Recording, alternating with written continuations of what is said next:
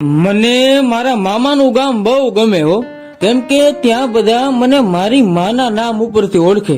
આખું ગામ ભાણો કહીને બોલાવે.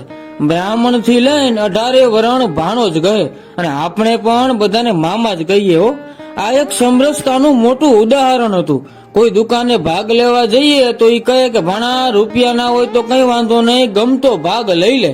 ભાણો પાછો હોય સાણો, ભાવતી વસ્તુ લઈ જ લે.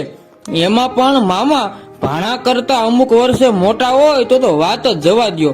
મામો ભાણિયો બે મિત્રોની જેમ રહેતા હોય. નાના નાની એમના પૌત્રને પ્રેમ ના કરતા હોય એટલો પ્રેમ ભાણાભાઈને કરે. વેકેશન પડ્યું નથી ને મામાનું ઘર યાદ આવ્યું નથી. વેકેશન ખુલવાનું હોય અને જ્યારે મામાનું ગામ મૂકીને આપણા ગામ આવવાનું થાય ને ત્યારે આંખમાં આંસુ આવી જતા. બાળપણમાં બધા તહેવાર મામાના ઘરે જ ઉજવા છે. અમે સ્વર્ગ જોયું નથી, પણ એટલું કહી શકીએ કે મામાના ઘરે જે મજા આવે એવી મજા તો સ્વર્ગમાં નહીં જ આવતી હોય. મામાનું ઘર કેટલે દીવો બળે એટલે. તમે આવું અનુભવ્યું હોય તો જરૂરથી આ વિડીયો શેર કરજો.